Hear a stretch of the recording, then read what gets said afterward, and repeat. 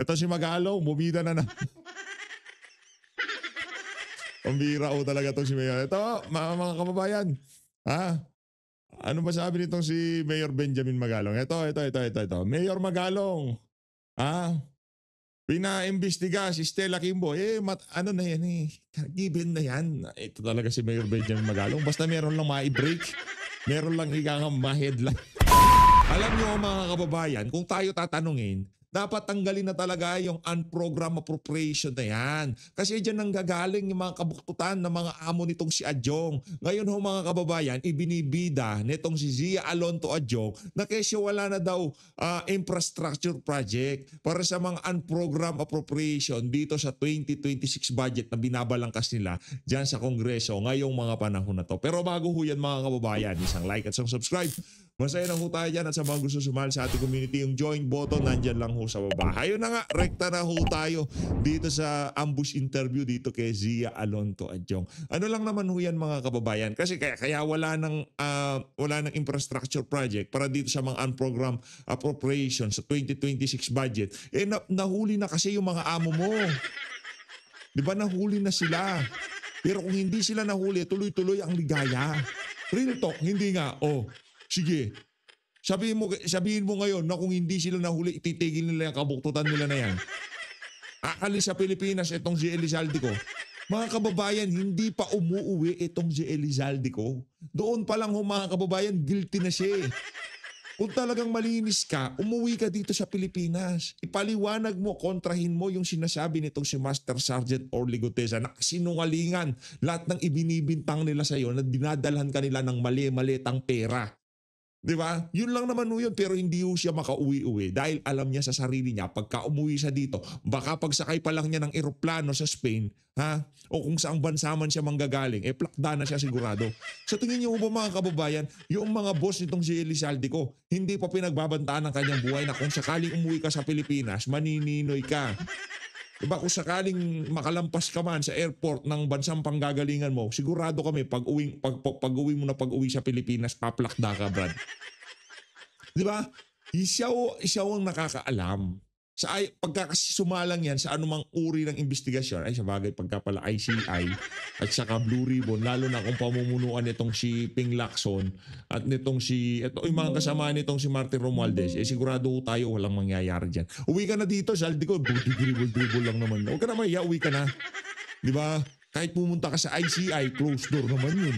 Hindi naman nila i-broadcast. Pagdating sa Blue Ribbon, mga bata ng amo mo yun eh. Kaya kahit umuwi ka na sa Pilipinas, okay lang yan, sige. Ito, nawala na attention natin sa mga flood control project, sa mga nepo babies, sa napakagarbong pamumuhay, nawala na tayo doon. Tapos na yon. Diba? Kaya tayo dito, hindi ko natin binibitaon itong issue na to hanggat maaari. Itong binibida ni Adjong dito, konektado pa rin ho sa kabuktutan na ginawa nila sa 23, 24, 25 national budget dyan sa House of Representatives. Ang tanong, bakit wala ng infra project dyan sa unprogrammed appropriation? Sasagutin ho yan itong si Zia Alonto Adjong. Game! Hapon sa Barsi, yung sa unprogrammed appropriations, bakit po tayo nag-come up dun sa may mga binawasang items at kasi alam naman natin may mga panawagan din na totally zero na. Ba't po yun yung naging desisyon ng APRO? Ay, ng Barsi? Una sa lahat, tinanggal natin yung infrastructure component doon sa unprogrammed funds, no? So hindi na siya magagamit for an additional insertion na sinasabi, no, for infra projects. Number two, may mga social services kasi na component na kailangan mong i-maintain. For example, mayroon tayong darating na mga calamities. Mostly these are the programs that we intend to use the unprogrammed funds for. Nakarang Petrang Garapata, wala namang unprogram dito sa 2025 budget. Ang daming calamiting nangyayari, wala pa rin. Ang problema ko kasi dito, talagang pinipilit ho nilang i-justify yung unprogrammed appropriation na yan. Ngayon mga kababayan, ba't binibentahan ng tag 20 pesos na bigas yung ating mga kababayan? Yan sa Cebu at Davao. Meron naman palang ang program appropriation, ba't di natin gamitin? Ipang tulong sa ating mga kababayan ngayong mga panahon na yun. Nagtutulungan, Cebu at yung Davao at saka Cebu. Diba? Yung mga predadong individual, sila nagtutulong-tulong para kahit paano makalampas tayo dito sa bangungot na kinahaharap natin ngayon dito sa ating bansa. Lindol, baha, di ba? Ngayon, nasan yung unprogrammed appropriation? Ba't di natin gamitin ngayon dyan sa mga nalindulan? Binibida mo sa 2026, ilalagay tayo ng unprogrammed appropriation para sa mga ang tawag dito, mga disaster, mga lindol, mga baha. Ang bihirang yan. Adyong talaga, oo. A response to the calamities, no? Alam naman natin na we are often visited by calamities. So, sa quick relief funds kasi may mga certain parameters in terms of its duration effectivity. For a certain number of hours, papasok ang DLG, and then beyond 48 hours doon napapasok ang DSWD. But those are just for the ayuda programs. But there are calamities that have impacted our communities most that are unexpected, no? Tulad halimbawa yung lindol na nangyari sa Cebu. Just to give you some idea kung bakit kailangan natin i-maintain yan. Pangalawa, yung mga Ba't walang namimigay ng ayuda? Ba't walang ayudang ipinamimigay dyan sa Cebu? Kagaya nung pamimigay ng ayuda nila noong panahon ng AKAP, yun ang hinahanap-hanap ng ating mga kababayan at yun ang kailangan ngayon na sambayan ng Pilipino. Yung ayuda, nasaan na yung ayuda ngayon? Yung ipamigay yung ayuda. Wala na nga palang election. Sorry. Kalimutan ni PH Wala na nga palang election at hindi na pala tatakbo ng pagka-presidente yang si Martin Romualdez. Kaya kahit na wala ng ayuda, okay lang kasi basura na imahe niya sa sambayan ng Pilipino. Kaya wala na siyang balak mamigay ng ayuda. Wala na siyang concern sa mga kababayan nating kapos ang kita. Yan si Martin Romualdez, napakatanga. yung counterpart ng ating national government doon sa mga standing loans, no? Yung mga foreign assisted programs, kailangan may pagkukunan din tayo for the government to at least source out its own from our end, our counterpart dito sa mga programang ito. It's basically it's a standby authority when there's the earmark programs or budget have extended the needed use, no? Halimbawa tulad ng ito kasi yung source out ng mga programs are source out from the possible revenue collection na makukuha natin. Hindi din natin alam kung how much would be the revenue for this year that the government will be collected. So bakit hindi na lang isama yung foreign funded infra Kasi doon una, sa regular budget? well, una kasi may mga incoming pa. So pag binilagay mo kasi doon sa mga budget entries, that is also in a way limiting and restricting. You cannot use, for example, certain funds para gamitin for a possible loans or possible grants or possible partnership with the international assisted projects. Dapat may flexibility din Kaya nga tinanong din ako kaninang umaga, ba't di na lang gamitin ng DSWD? Halimbawa, kung tayo magre-respond sa mga sakuna, hindi nga natin alam yung the degree of the damage of the calamity that may cause. I just cite you the example of Cebu. Sino ba nag-expect na gano'n na magiging degree of destruction ng Cebu? O nandun na nga DSWD, nandun na nga yung Pangulo, but the needed response and the assistance of the... Nasaan yung assistance? Wala kami nakikitang assistance, Brad. Binibida mo, ang daming unprogrammed appropriations dito sa 2025 budget. Ba't hindi nyo pa ilabas? Naubos na nga pala, sorry. PH, makakalimutin ka. Naubos na nga pala nung panahon ng kampanya. Sorry. Kaya kung pwede lang ilabas yung 2026 budget na yan para makapagpapogi si Marcos Jr., nailabas niya na yan. Kung pwede lang ihatid na sa Malacanang yung pipirmahan niya para mailabas na yung mga pera na yan, para maipamigay. Ika nga may magamit sila ngayong mga panahon na to. Gagawin ho nila. Mantakin nyo, bigas, binibenta tag 20 pesos. Merong kalamidad. Alam ko, pagka merong kalamidad, walang binibenta. Ipinamimigay yan. Pambira. Lakas talaga ng salting ng mga official dito sa bansa natin ngayong mga panahon na to. The community ay hindi siya talaga anticipated, no? So yung tanong mo, going back to your question, dapat may flexibility in a way so that we can have a standby, for example, fund for some unexpected occurrences that may happen. Sir, nakakabahala raw kasi sabi Ano ba naman yung unexpected? 2 lindol na dumaan, Brad. Yang paggamit ng unprogrammed appropriation, ba't di namin ramdam dito sa 2025 budget? Sinungaling kayo talaga dyan sa House of Representatives? Ang gagaling nyo mambudol. Mga kababayan, huwag kayo magpabudol. Yan, ang program appropriation na yan, yan ho ang mga ninanakaw ng mga walang niyang congressman dyan sa House of Representatives. Diyan ho nila hinuhugot yung kanilang mga mali-malitang perang idinideliver sa kanilang mga opisyal dyan sa House of Representatives. Yan sinasabi ni Adjong na kesyo para sa mga disaster ayuda iga nga Hindi ho totoo. Kung totoo yan, nasaan na? Ba't nagbebenta sila ng bigas ngayon? Kung totoo na yung mga program appropriation na yan, bakit kailangan pa magtulungan na Cebu at Davao magpadala ng kanilang tulong sa isa't isa kung nandyan yung program appropriation? Kung totoo yung program appropriation na yun, nasa na yung pila-pilang mga tao na kung saan inaabutan ng ayuda nitong si Marcos Jr. Okay.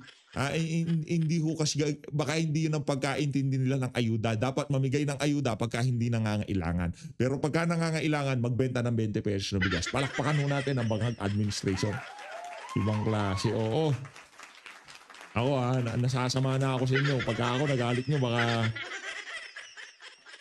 maayos-ayos kayo. Pinakakbayan na yung sa GIP binawasan ngayong infra, nilipat naman po doon sa foreign assisted. Yung foreign assisted kasi mostly these are big ticket projects. Hindi na may maiiwasan yan. We cannot just renege from our obligation to the agreement that we had. Ginawa nyo na nga 23, 24, 25 Tinanggalan nyo ng budget yung mga foreign assisted na yan.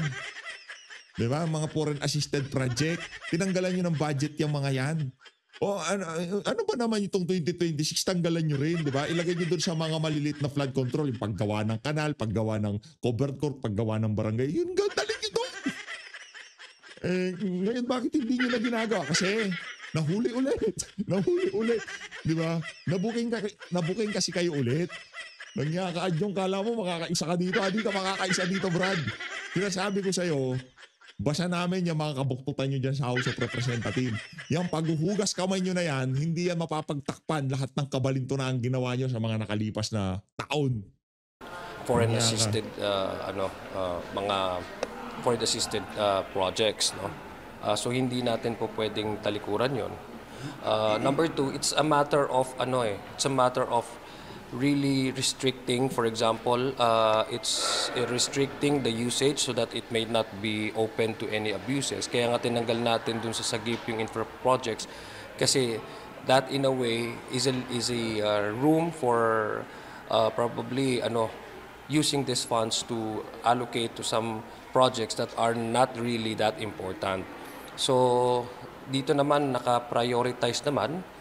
When it comes to the foreign assisted projects, alam naman kung ano yung mga big ticket projects and may guidelines naman on how to source out that fund. Hindi as easily as just keep getting a portion of that and use that indiscriminately to whatever programs that one may think na paglalagyan ng pondo na ito.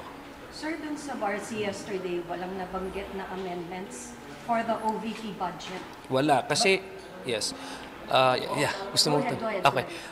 Wala kasi yung pinag-usapan doon sa Barsi is the 255 billion na that was taken from the initial request ng DPWH. These are the flood controls, these are the programs na mostly yung mga infra na tinanggal, flood control tinanggal at we tried to redistribute that to those agencies that may be needing more funding, no? Grabe ho mga kababayan, isipin nyo na lang ho kung merong sapat na budget ang Office of the Vice President ngayong mga panahon na to. Mabilis ho kasi yan si VP Sara. Mabilis pa sa alas 4 baka nasa Cebu na yan.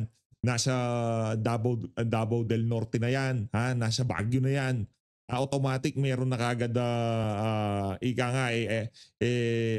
assistance na galing dyan sa opisina ng Pangalawang Pangulo. Pero dahil ayaw ho nilang makita yun, allergic ho yung mga mata nitong sila Adjong, yung mga kasama mga tauhan ni Martin Romualdez. Si Martin Romualdez pa rin ang Speaker of the House. Sa maniwala ho kayo sa hindi, si Martin Romualdez pa rin ang Speaker of the House. Sa lahat ng galaw ngayon dyan sa House, walang ibang kumukumpas niyan kundi yan si Martin. Ayun naman, oo. Unang-una, we are very thankful and we're happy to announce na I think the first time in recent memory that we haven't seen any budget, no, bill on the part of the House that education has gotten this much. No, first time na nasa 56 billion, no, ang budget na nilaan doon sa Department of Education sa educational sector, no, in compliance also with the constitutional requirement na dapat priority ang education. Number 2 is yung sa health and sa Department of Agriculture. So those agencies na hindi kasama doon sa pagbibigyan or nag-request, no, sa pagbibigyan from the 255 billion pesos that was initially allotted to DPWH and later on was slashed kasi si Secretary Dizon din mismo nagsabi magkakaroon sila ng another request budget. Yun ang pinag-usapan namin. Pero sa plenary bukas, sir, pwedeng mag-introduce ng amendments. Yeah. Period of amendments naman, ang yun naman ang pinag-usapan sa BARC ay yung institutional amendments kasi merong mga adjustments, no? Remember when we had the first meeting sa BARC, may mga line items din doon na gustong, according to the agency, hindi nila masyadong priority. So gusto nila iuna halimbawa itong certain priorities under the NEP. So that's why we had to do some adjustments in terms of the funding doon sa mga priority ng per agencies. So definitely since nag-open naman tayo ng period of amendment, we expect na merong mga individual amendments na may lalabas, especially from the minority bloc. We are expecting that there will be couple of motions, and proposed amendments, individual amendments coming from their side. Sir, yung People's Budget Coalition, sinabing may pork pa rin doon sa 2026 budget. They cited yung mga ayuda tsaka yung UA. Yung ayuda kasi may specific program. When you say pork barrel kasi unclassified talaga yan without any probably any purpose or any use. No? Walang general description. Just that nakalaan lang dyan sa isang portion, isang agency. But looking at the funds and looking at the proposed NEP, lahat po ay naka-itemize po yan. Lahat po nakalagay po yan sa kung anong kategorya itong i-use, and it's lodged to specific agencies. No? Naka-itemize at naka-program na nga po yan. So wala pong pork? So palagay ko po, wala naman ho. We are confident to say na wala pong pork barrel. Pero yung sinasabi na mas malaki pa raw po yung mga allocation para sa patronage politics programs, dinagdagan pa raw po ng BARC. Ano po yung comment niyo? Well, unang-una, this is in response to Importante yun. this is in response Ay, to naman, the plan of this administration, which we believe we can also partner with. Itong investment in human capital. No, kailangan talaga natin yan. If you look at the trajectory of the Philippines, we are gaining traction in terms of yung pagdating sa our attempt to really solve the unemployment rate. Kaya kailangan mo talaga natin magkaroon ng at least a mechanism where we can hire yung emergency employment because of, sabi ko nga, from my own experience, we have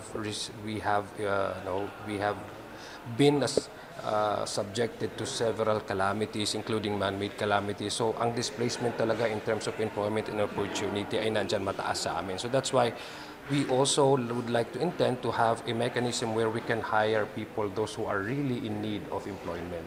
So una yon. So it's more of human capital based on the current data that we have. We try to at least meet yung gap between those who are striving, those who are earning, but still having a hard time to meet ends meet. So yun po yung mga assistance na binibigay natin sa kanila para at least man lang maging yung power to purchase power ng ating mga kababayan ay medyo tumaas, and ultimately that would also be part of the local trade. No? Sir, on UA, sabi ninyo, kasi parang may provision for calamities, emergencies, hindi po ba pwede yung supplemental budget na lang? Alin yun? Unprogrammed appropriation. That's even more dangerous kung magsusupplemental tayo because in the first place, we don't know exactly how much revenue we can generate. A supplemental budget will depend on exactly how much do we need. So, mas something that we should actually avoid. kung may mga yung mga ganong klaseng mga supplemental.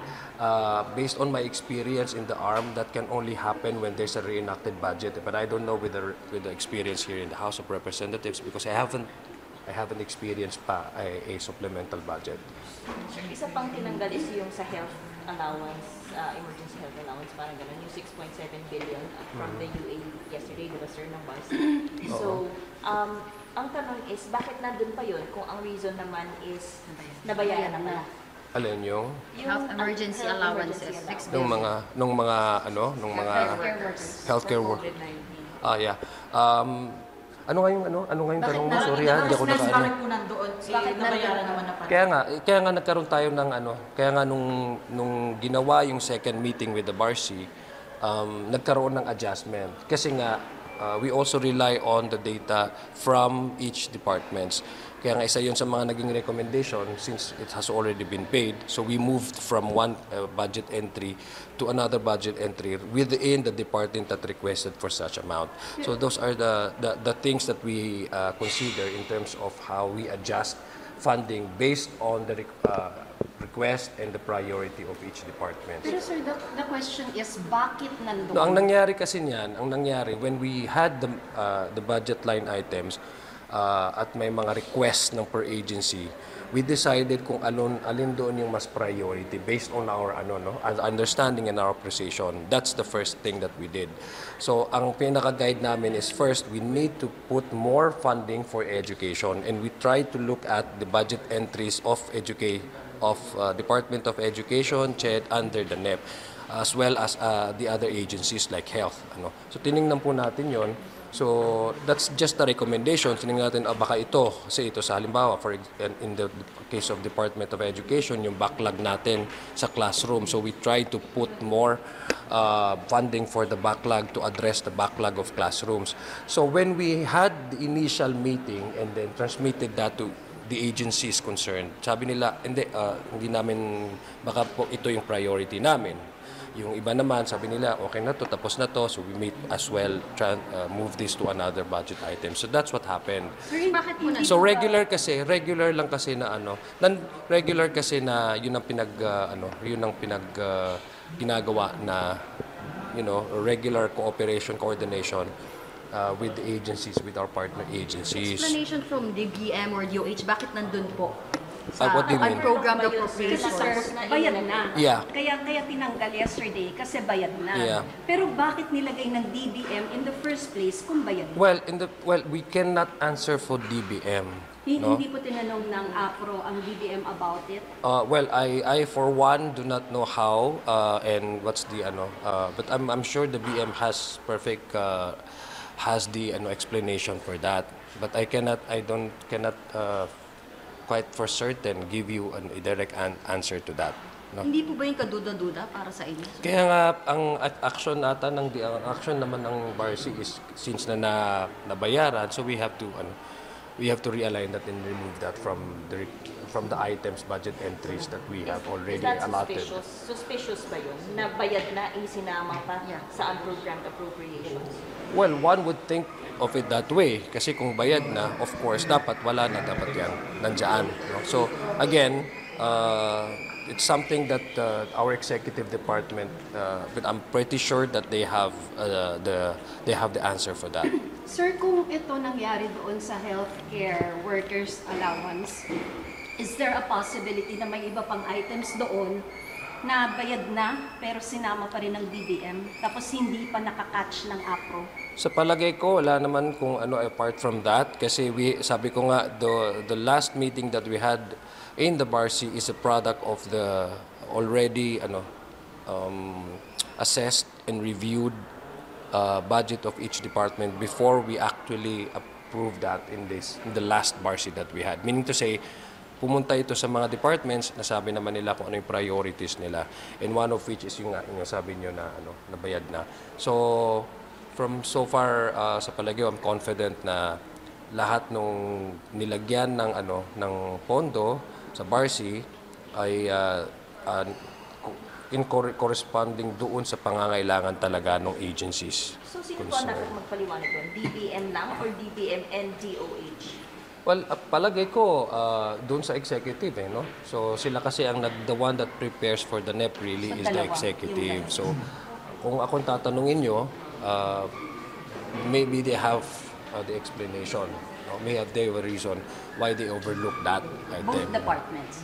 I guess so. I cannot give you a concrete answer, but as long as in terms of preparation of the budget, this is entirely within the grasp of the executive branch, particularly the DBM. Kasi sir, even before the healthcare workers allowance, di ba may mga CONGs who noticed that there were already completed infra projects in their districts that were still in the 2026 That is NEP? correct. That is correct. That's why, again, the president himself also requested for the review.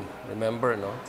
And the House of Representatives, the leadership caucus also decided na ipa-review, sana ma-review uli ng DBM yung kanilang pondo.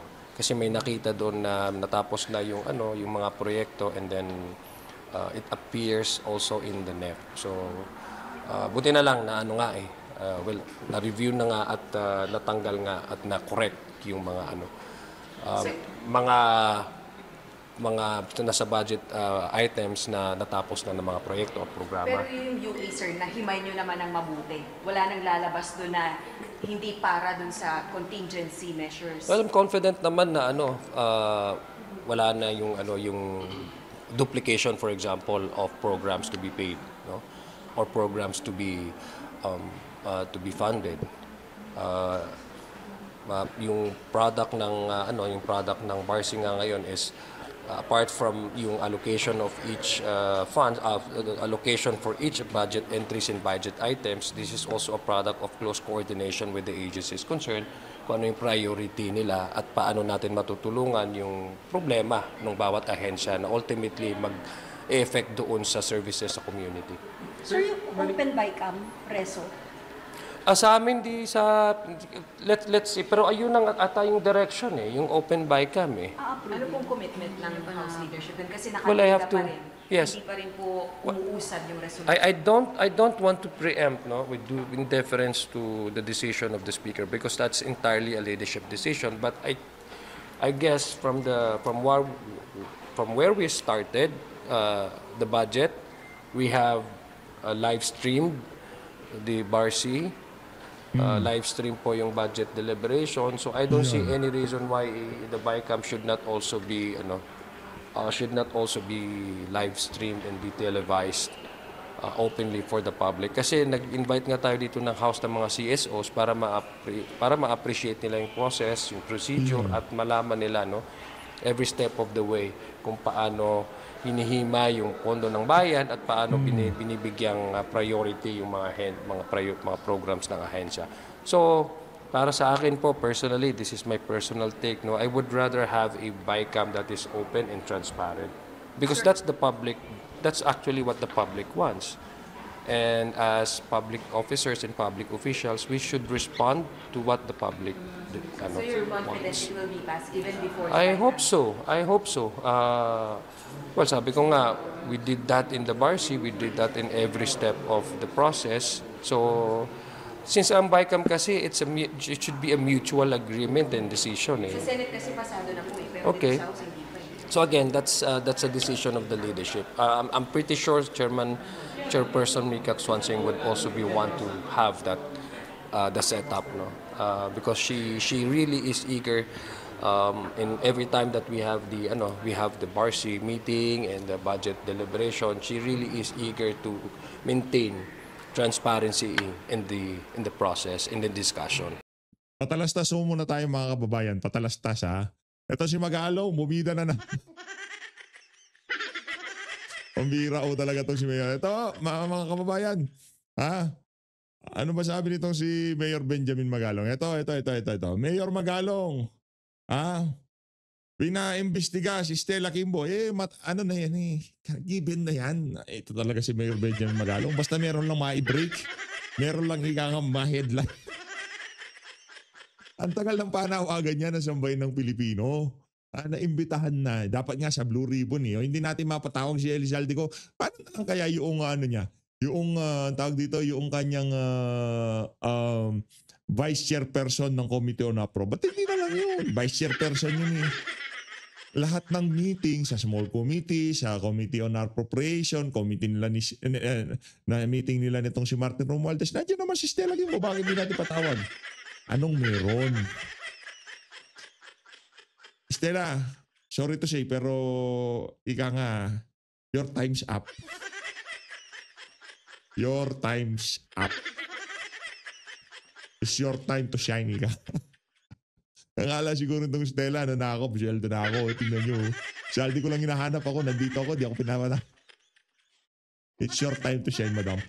Labas mo na, nalalaman mo. Tuloy mo, Jong. Anong balita? Sir, balikan ko lang yung sa parang payments para sa mga health workers.